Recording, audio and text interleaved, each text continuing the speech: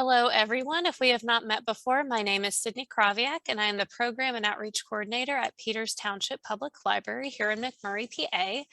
This evening, we have Caitlin from the Better Business Bureau here in Pittsburgh here to give a presentation about protecting your identity.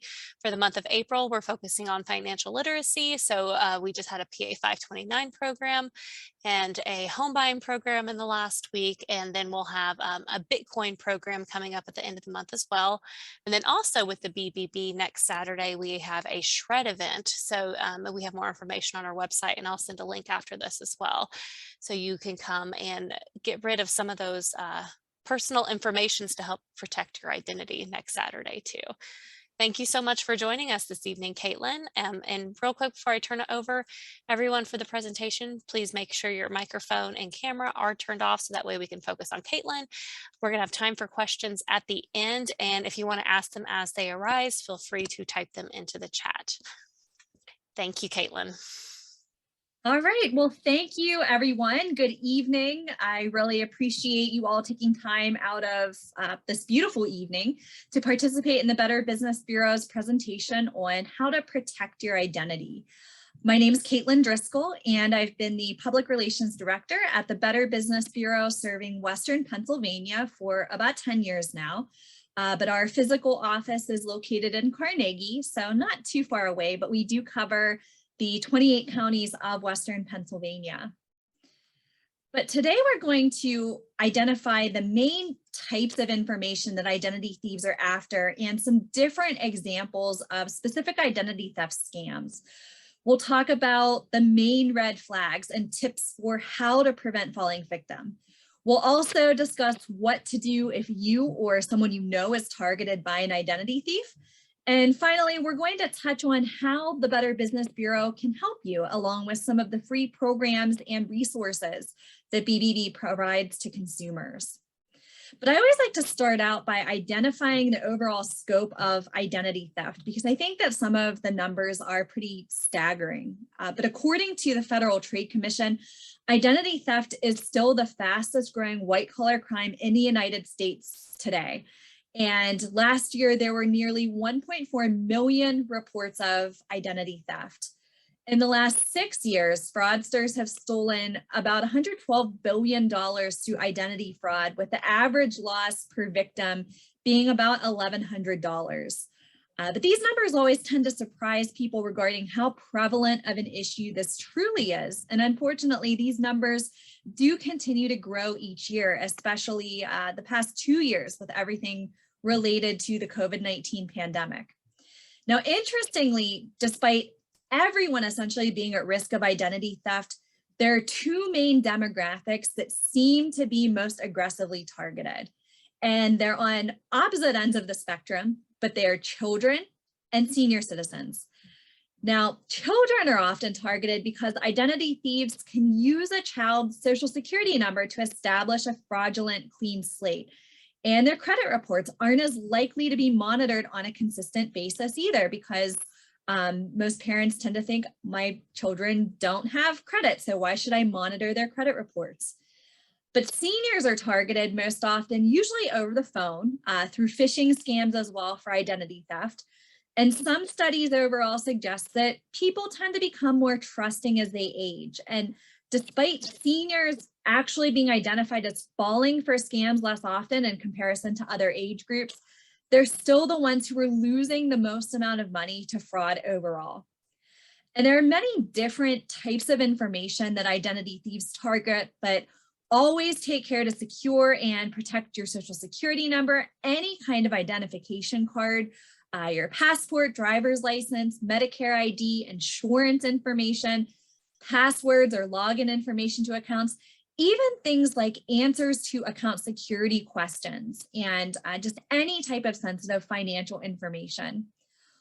Once this information is obtained by an identity thief, they are able to do a number of things that can have a significant negative impact. So the thief can drain your bank account and all of your savings. They can change account contact information to themselves without you knowing, run up credit card bills on your accounts, overdraw accounts, and even open up new ones without your knowledge. Scammers who are desperate for a new identity perhaps due to their credit history or even a criminal past, have even been known to apply for jobs, loans, financing using stolen identities. And there have even been cases where victims have found their identity used to rent an apartment, take out a mortgage, purchase a vehicle. Criminals will also steal an identity in order to commit new crimes or commit tax identity theft in order to steal your tax refund. But just some general ways to reduce your risk of identity theft include really reviewing and understanding your financial statements. If something doesn't add up, question it, and don't just pay the amount listed on bills without knowing what you're really paying for.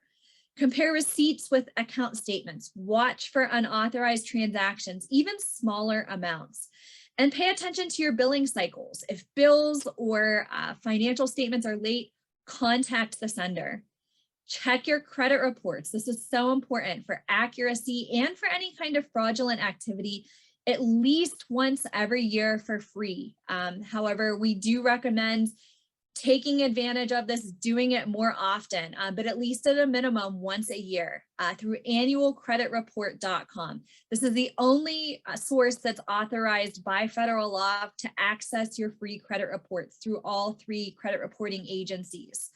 And as a helpful update that was put into place by these agencies at the beginning of the pandemic, all of us are actually now able to access credit reports for free on a weekly basis through the end of the year.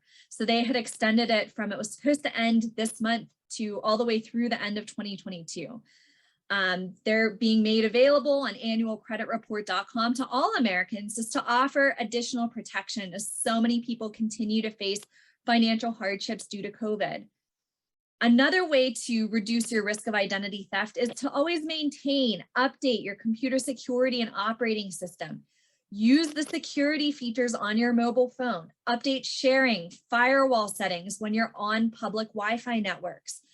And read privacy policies to understand how companies you do business with actually maintain accuracy, security, and control of your information. So see who your information can be shared with, how it can be used by that company and any third parties, as well as how you can even opt out of that information being shared if you don't want it to be.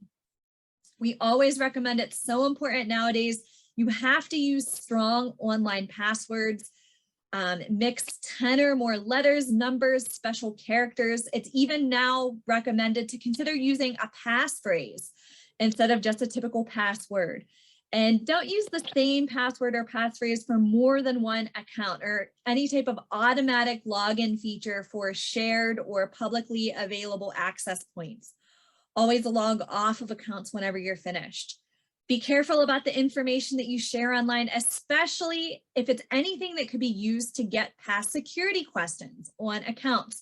So even seemingly innocent things like your first car, your first pet's name, the city you were born.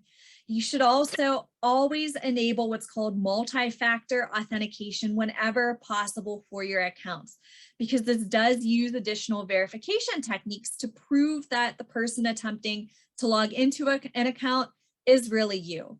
So those are those security type questions whenever you go to log into your online banking, or if it asks you to verify that it's going to send some type of PIN number or message, special characters as a text message to the phone number that you have on file or your email address, all good to opt into additional security for those accounts.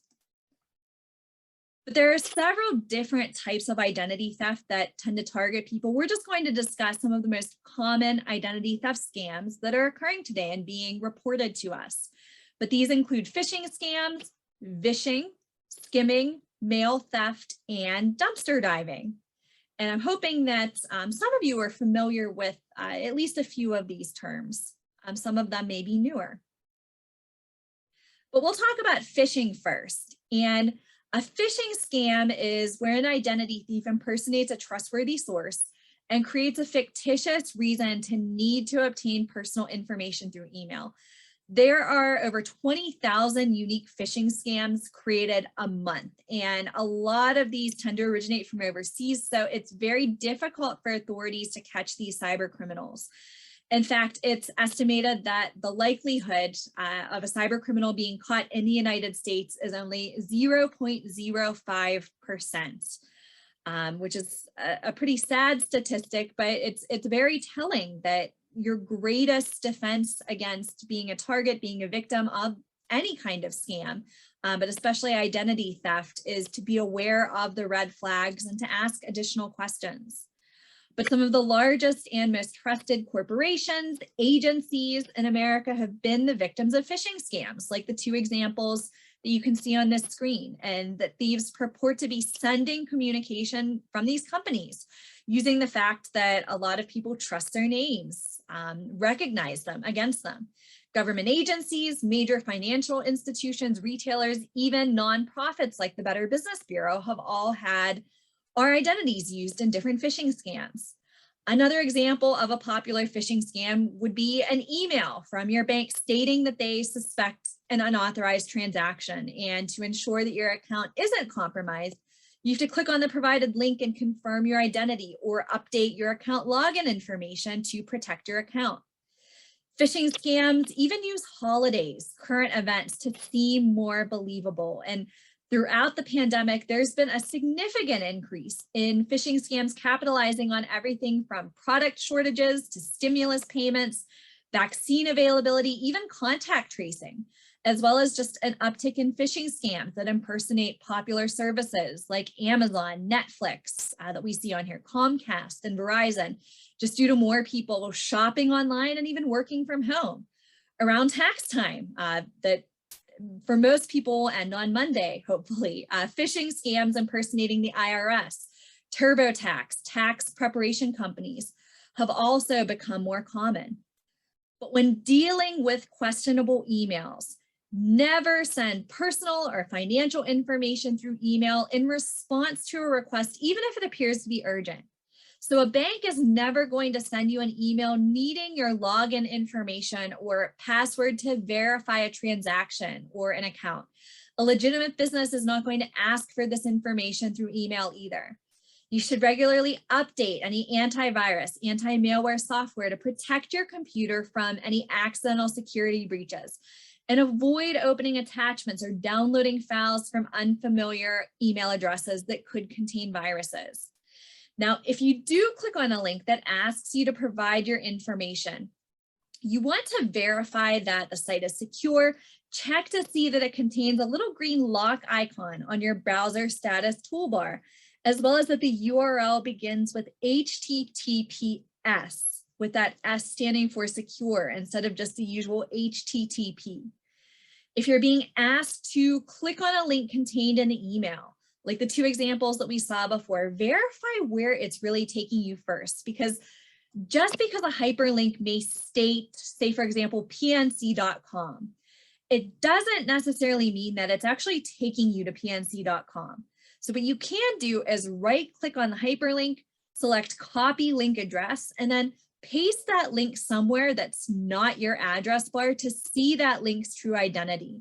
And if it's something significantly different from where it's claiming to be, not the actual known website, that should be an automatic red flag that it likely is a phishing scam. And just recognize it's very rare for a government agency to reach out through electronic means. They'll never make threats or demand immediate payment through a specific method, such as wire transfer or gift card. And for example, IRS initial contact regarding any kind of tax issues is going to be through the US mail. They're not going to demand that you pay back taxes immediately through email, by Amazon gift card, or anything along those lines. It should also always be a red flag if an email contains a lot of spelling, even slight grammatical errors. And when you receive a phishing email, delete it from your computer, empty or trash, especially if you click anything, run your antivirus software.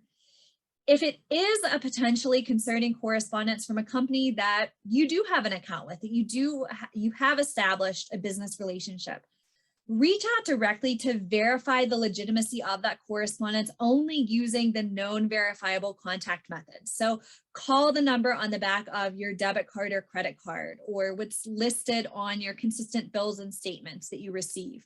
Log in directly to your account by typing the known URL into the address bar. And also keep in mind that any phishing scam variation being sent through email is also likely targeting people through smishing text message variations, even direct messages in posts on social media. So keep in mind all of the warning signs and red flags also apply to any type of unsolicited correspondence that you're likely to receive. Now, phishing is another form of identity theft that's conducted by calling people on the phone. And sometimes it's a live operator contacting you. Other times it could be an automated message that plays when you answer, or a robocall. One top phone scam that's been reported to the Better Business Bureau, still continues to be, is the tech support scam, where you're contacted by technicians supposedly from Microsoft, Norton, or even another well-known support company claiming to have detected a virus, some kind of security threat on your device. And then for a fee, they can log in and correct the problem remotely. Utility imposters are also very common when it comes to these phishing scams. Another example of a phishing scam targeting seniors in our area involves supposed calls from MedAlert, or a well-known medical alert company, stating that your free medical alert system is being sent to you by a family member or a friend. It's already been paid for, but they just need your Medicare ID or your social security number to verify your identity before it can be sent. So a lot of different variations with this. But if you do receive a similar call to this or any of these examples, remember to not panic. Never offer your personal information over the phone without verifying that caller's true identity.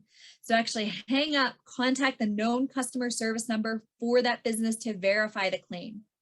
If it is a live operator, don't use the contact information provided by the caller. A legitimate person from a company is not going to have any issues with this and would even understand your hesitance, say that you're doing the right thing and it's difficult, you can't be too safe nowadays. Keep in mind that scammers do have the ability to do what's called caller ID spoofing. So you may think that it's a legitimate call from a company because it appears like it's coming from your actual financial institution or utility company, but it really could be spoofed. So while it is a good idea to always screen your calls through caller ID if you have that ability, you shouldn't just trust that method. In addition, if you receive a robocall, so you pick up the phone, that automated message starts to play, avoid pushing any buttons, even if it's supposedly to opt out of receiving similar calls in the future, because this just alerts a scammer in many instances that they've reached a live number and you'll continue to receive even more additional phone calls. You can also cut back on a lot of unnecessary legitimate telemarketing calls by registering with the National Do Not Call Registry, which is through the Federal Trade Commission. And you can see the website donotcall.gov, as well as the toll-free number to register on this slide. And you can register landline and cell phone numbers. Even though this won't eliminate scam calls, unfortunately, it's still a good idea to do because it'll decrease the amount of calls you receive from legitimate businesses and can serve as a helpful screening tool, because if you're registered, still receiving certain calls, it should be a red flag of a potential scam since they're not abiding by the law. And interestingly, scammers have even been known to target the do not call list, impersonating them, claiming to be from the Federal Trade Commission or another government agency, offering to sign you up or update your information in exchange for you confirming your identity or even paying a slight processing fee. So there are a lot of different variations out there, and scammers are always coming up with something new. Now, skimming. This is another growing problem, and according to the FBI, it's been estimated that skimming costs financial institutions and consumers more than $1 billion each year. And this issue can be pretty difficult to detect because there are a number of ways that identity thieves can tamper with ATMs, even gas pumps, to steal information.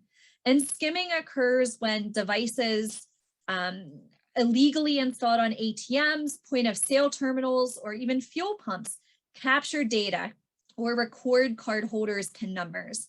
And criminals use the data to create fake debit or credit cards and then steal from victims' accounts. So some tips to help protect yourself from skimming techniques include choosing fuel pumps closest to the store and those that are in direct view of the attendant whenever possible, because these pumps are less likely to be targeted by skimmers. You should also try to run, if you're paying by debit card, run your debit card as a credit card. If that's not an option, make sure you always cover the keypad whenever you enter your PIN. You should also avoid using your debit card if possible if you have it linked to other accounts in case that it ever does end up getting compromised.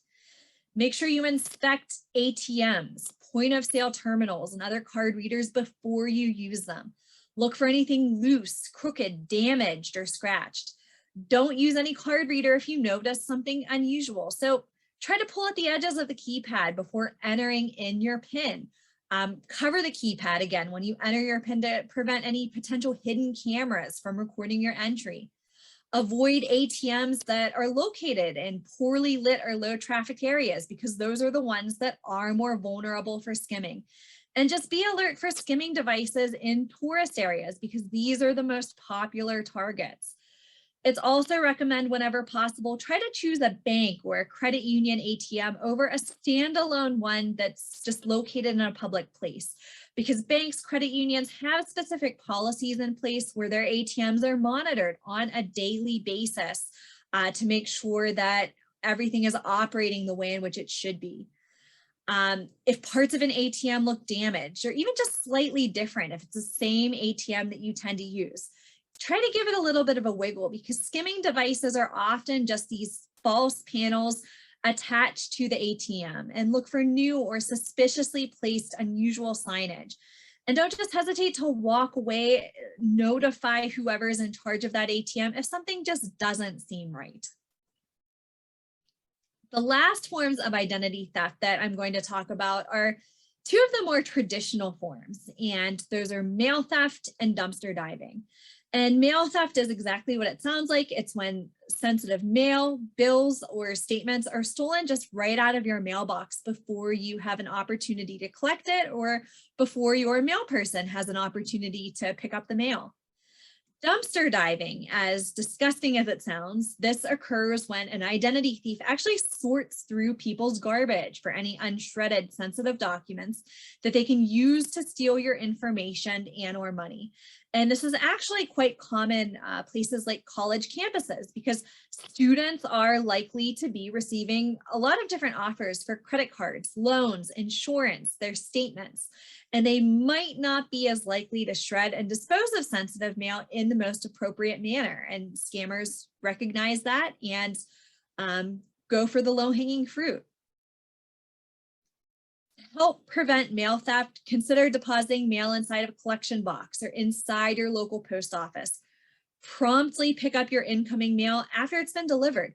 Don't just let it sit and accumulate for long periods of time. Set up direct deposit for paychecks and electronic banking to avoid checks arriving in the mail that could be stolen.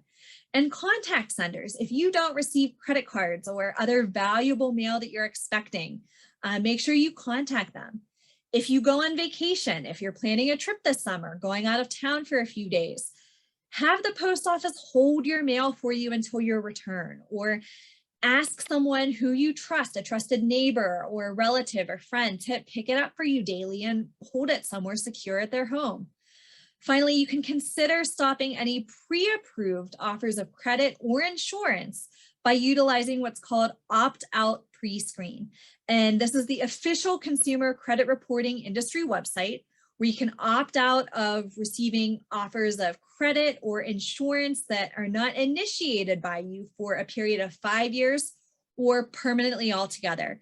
But you can opt back in at any time if you go to optoutprescreen.com or call that toll-free number that's on the screen if you want to start receiving those offers again. But just a helpful way to help cut back on the amount of junk mail that you receive that could have access to any type of personal information. Just avoid having it being sent altogether. For dumpster divers, protect yourself from them by shredding all documents that contain sensitive information before throwing them away. So this includes credit card offers, account statements, anything containing personal information. And keep an eye out in your local newspapers, your event calendars for free shredding events that are hosted oftentimes by community organizations. Even we see a lot of chambers of commerce and state representatives hosting free paper shredding events within their service area. The Better Business Bureau actually hosts one free event each fall and each spring. And as Sydney had mentioned, we are happy to be hosting our upcoming spring paper shredding event with the library next Saturday at McMurray Elementary's parking lot. This is from 10 o'clock in the morning until 12 o'clock in the afternoon, next Saturday, April 23rd. But during this event, anyone can bring up to 3 boxes or bags of sensitive documents and watch them be shredded on the spot by the shred truck that's going to be on site. So definitely a big thanks to the Peters Township Public Library for their assistance with this event and helping to get the word out. Now, I want to recognize some of the red flags for identifying if you've been a victim of identity theft as well. And some of these red flags include bills not arriving as expected when they always come at a certain time, or if the deadline is looming and you haven't received them yet. Also consider it a red flag if unexpected credit cards or account statements start to arrive in your name, or if you think that you have good credit and are being denied whenever you apply for something for no apparent reason. If you receive calls or correspondence regarding purchases that you've never made, it's likely your identity could be compromised. And if a health plan won't cover you because of medical records showing a condition that you don't have, you should also take it seriously if you receive notice that your information may have been compromised by a data breach at a company where you do business or have an account.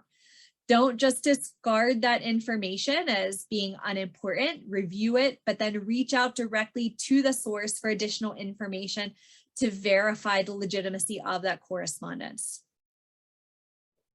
Now, it is important to note that even though there are a lot of different precautions that you can take to help avoid identity theft, it really can strike anyone at any time. So what should you do if you are the victim of an identity thief? So the first thing to do, contact the fraud department of any impacted accounts, notify them of the fraud, and maintain a file of your correspondence. So the timeframes, dates, names of the people that you talk to, if there's any type of case number or reference number associated with your case, make sure you keep a log of all that information. Ask them to close or freeze the accounts, and make sure you change your logins, passwords, and PINs to any associated accounts that have or may have been impacted. Place a free 1-year fraud alert on your credit reports by contacting any one of the 3 major credit reporting agencies, which are TransUnion, Equifax, and Experian. You should also access your free credit reports to ensure no fraudulent accounts have been established using your identity if scammers have been able to gain access to your social security number, for example. And keep in mind too that you don't have to contact all 3 reporting agencies. So if you contact just one of them, they're legally obligated to notify the other 2 on your behalf. So you don't have to take the time during an already stressful and time-consuming situation to reach out to all 3 bureaus. Just by notifying one, they're required to notify the other 2, and you will receive written correspondence in the mail that has been done. Finally, if you are a victim of identity theft, file a complaint with the Federal Trade Commission at ftc.gov, along with us at the Better Business Bureau at bbb.org. The FTC actually provides a great step-by-step recovery plan that can be printed and saved for you to provide to your local police department if it's being necessary. There are some instances for significant amounts of theft that a police report may be required by the credit card issuer in order to begin the remediation process. Again, this is not always the case, but sometimes it still is. And depending upon your situation, you may also need to take additional steps once all of this is done, such as closing any new accounts opened in your name, removing bogus charges, correcting your credit reports, reporting a misused social security number, and stopping debt collectors from trying to collect debts that you don't owe. Now, I wanted to close today by briefly touching on some of the ways that the Better Business Bureau can help you and some of the free resources that BBB provides to consumers. And the Better Business Bureau, we are a nonprofit organization that has been identified as one of the first resources for consumers and organizations to turn to for objective, unbiased information on businesses. And to give you some scope on the number of services we do provide, locally last year, our Better Business Bureau of Western Pennsylvania provided over 2.8 million instances of service to local consumers and businesses.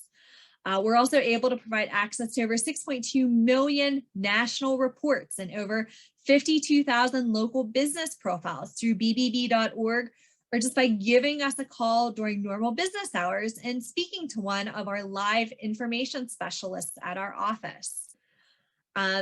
When most people hear about our name, when most people hear BBB, they tend to think of our most widely used service, which is that ability to research a company's business profile before deciding to hire them. And if you haven't been out to bbb.org before to research a company, a business profile includes basic information, such as the business's contact information, whether they are accredited by the Better Business Bureau or not, their rating from a scale of A+ to F and the reason for that rating, along with complaint activity over the past 3 years. It may also include any regulatory action, any advertising review that's been done by the Better Business Bureau, and just general advice on consumer and business rights and responsibilities regarding that particular industry.